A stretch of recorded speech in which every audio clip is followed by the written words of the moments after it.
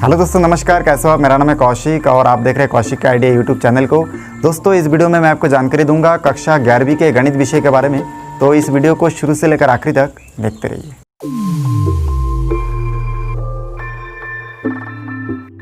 दोस्तों, इस वीडियो में मैं आपको जानकारी दूंगा कक्षा 11वीं के 1C का त्रिकोणमितीय फलन के बारे में। तो ये देखिए, त्रिकोणमितीय फलन को हम लोग ट्रिग्नोमेट्रिकल फंक्शन भी बोलते हैं। अब इसमें त्रिकोणमिति जो शब्द है, ठीक है, ये ग्रीक भाषा के शब्द ट्राइगोनोन जिसका अर्थ होता है त्रिभुज तथा मेट्रॉन जिसका अर्थ होता है माप से मिलकर बना है। इस प्रकार त्रिकोणमिति शब्द का अर्थ त्रिभुजों का मापन करना होता है। यहाँ पे मैं देखिए नोट करके रखा हूँ। अब इसमें इस त्रिकोणमिति फंक्शन के अंतर्गत हम लोग क्या करते हैं, त्रिभुजों को मापते हैं। अब त्रिकोणमिति में और एक चीज कॉमन है कि हम लोग इसमें जितना भी बात करते हैं वो क्या होता है, समकोण त्रिभुज।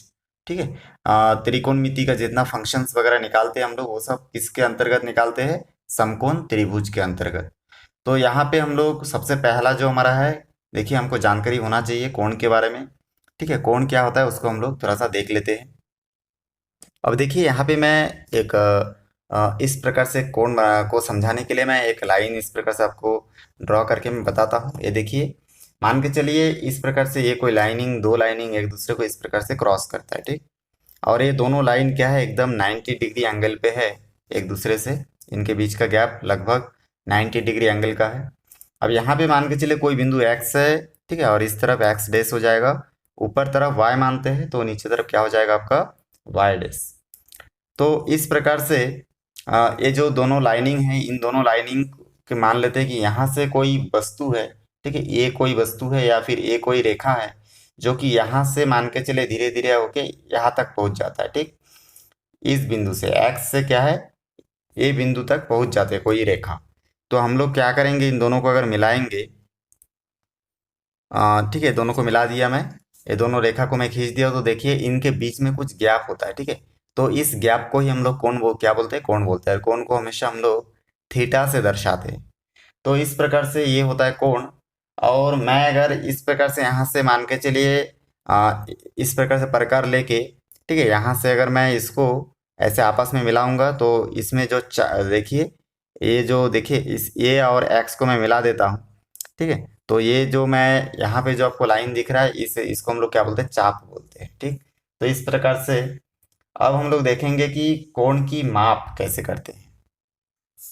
अब देखिए, तीन पद्धति का हम लोग इसमें मापन करते हैं। पहला जो पद्धति आपको दिख रहा होगा वो है षष्टिक पद्धति। ठीक है, सेक्साजेसिमल सिस्टम इसको बोलते हैं।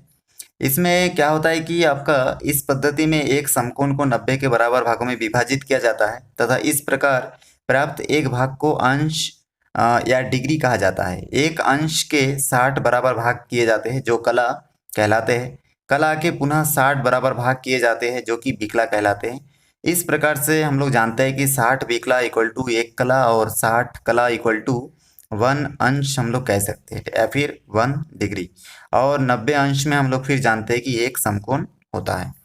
दूसरा जो पद्धति इसमें आपको दिख रहा होगा ये है सटीक पद्धति। ठीक है, इसको सेंटिसिमल सिस्टम कहते हैं।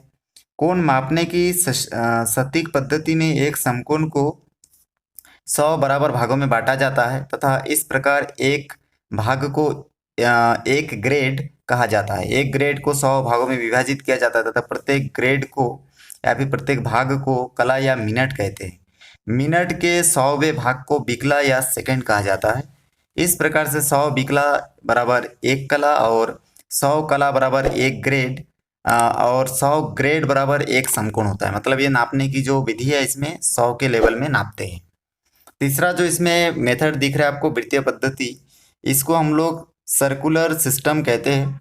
वृत्तीय पद्धति में कोण मापने का मात्रक रेडियन होता है। ठीक है, ये जो होता है वृत्तीय पद्धति है, इसमें कोण को हम लोग किस में नापते हैं, हमेशा रेडियन में। तो इस प्रकार से ये तीन पद्धति का उपयोग करके हम लोग कोण को माप सकते हैं। तो यहाँ पे देखिए, षष्टिक पद्धति, सटीक पद्धति और वृत्तीय पद्धति में हम लोग जानते हैं 1 रेडियन इक्वल टू 180/π डिग्री होता है। ठीक है, 1 रेडियन का मान है इतना। तो इस प्रकार से देखिए, ये तीनों विधि से हम लोग क्या करते हैं, कोणों की माप करते हैं। तो इस वीडियो में इतना है। उसके बाद आगे मैं आपको बताऊंगा कि कैसे इनकी सहायता से हम लोग प्रश्न को हल कर सकते हैं। दोस्तों मेरा वीडियो आपको अच्छा लग रहा है तो वीडियो को लाइक करें, शेयर करें, सब्सक्राइब करें और बेल आइकन को भी प्रेस करें ताकि जब भी मैं कोई नया वीडियो बनाऊं तो उसका नया अपडेट सबसे पहले आप तक पहुंचे। धन्यवाद।